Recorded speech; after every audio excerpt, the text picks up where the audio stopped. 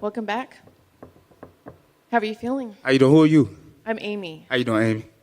I'm great. How are you? Yeah. Never spoke to you before, so. I think we have, maybe. One time? I don't know, maybe not. Now I'm all thrown off. You're coming off of a loss, so it's a little different fight week for you. How does it feel coming in now? What sort of changes have you made? What's going on this fight week? There's nothing different. I came off a loss before, you know what I mean, when I put off the most viral knockout, you know what I'm saying, in UFC history. So it's nothing different. Losses are part of the game. But I plan on going out there and just showing everybody a complete fighter, JoaquinBuckley, So, everybody going to see I'm championship worthy, after this fight. And what do you think of your opponent? What do you think about the matchup? He's just in the way. So how do you expect him to come in? What kind of fight are you expecting? I expect a fight. Point blank period. He gonna come forward. You know what I'm saying? If he ain't punk made, he ain't gonna be running. I expect him to come hard and heavy in the first round. If he doesn't do that, you know what I mean, we'll manhunt. We'll come after him. But other than that, I just see a fight coming. It's gonna be a good fight. Yeah. I think a lot of people are expecting this to be a quick fight of the night, perhaps a submission. a knockout of the night. You never know what the fans are expecting. You must know something I don't know. You said submission? No, I meant knockout.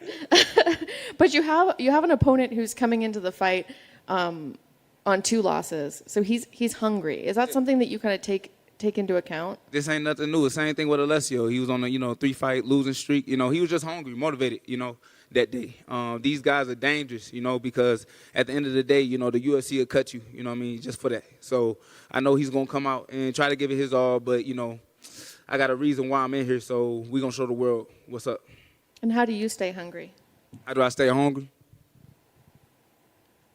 Well, we literally are hungry, like right now. It's like, so the way I stay hungry, man, is just, just knowing what I want and how much I want to get out of the UFC and just working for that, So that's where my hunger comes from, what we're trying to get out of the UFC.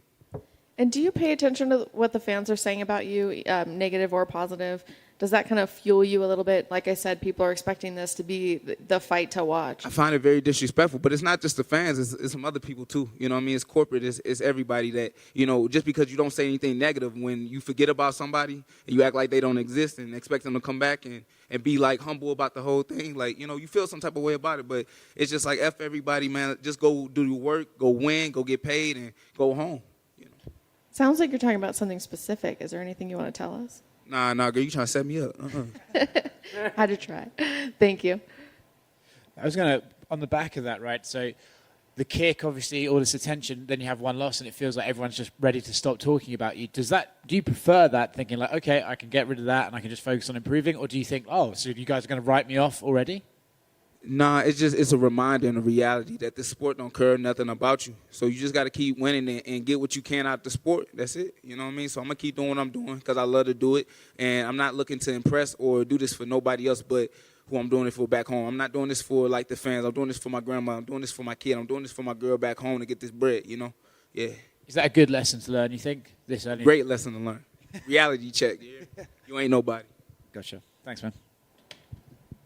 Does Grandma watch the fights, and what does she think of your occupation? Who? Grandma.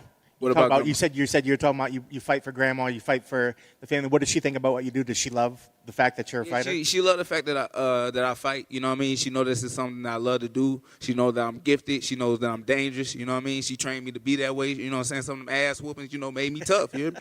But regardless, though, she doesn't watch the fights, though. She can't watch it live. You know what I mean? But she loves to watch fights. I got a family that used to box back in the day. A lot of my great uncles, shout out to my Uncle Charles, Charles Brooks.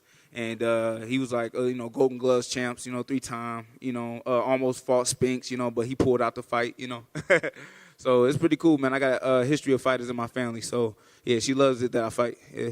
I think it's a great thing. So is there always sort of is there a family get-together after fights where the family sort of breaks down what you did good, what you didn't do? And do you take what they say with a better grain of salt than maybe what us media or what the regular fans think? Yeah, we talk about the fights and stuff. So my uncles do give me advice, like my uncle Junior, Lewis Brooks. That's my granny's oldest brother. He gives me a lot of advice. He also tells me, watch what I say in media, because guys going to watch that. they gonna dissect it, and then they might change their whole game plan on what you said in media day. So that's why you got to be careful. Well, one of the things that you said, and maybe this is part of the dissecting or whatever, you said you wanted to show that you were well-rounded. I think a lot of people assume well-rounded means, I can go all 3 rounds. I can tough it out. I'm just not going to go out and get a highlight finish every time. Right. But is that the kind of thing you want to maybe have some fights that do go further so you could show all your skills, or do you like these fights where you can go in and get a quick knockout in the first? I can show all my tools in the first round. You know what I'm saying? So my biggest thing is because I'm not trying to be there all day. No way. The faster I can get the check, the better. But at the end of the day, I can show all of what I have and what I can do in the first round. Believe it or not. I kind of posed that question to your opponent. I said, are you expecting him to come in and get everything in the first round? And is it a matter of just weathering through the first round? So when somebody says, hey, if you can make it to the second round, you're going to be okay with him. Would that be? What did he say? He said, no, he thought that you're going to be dangerous all the way through. And that, I appreciate it. He's smart. He's smart.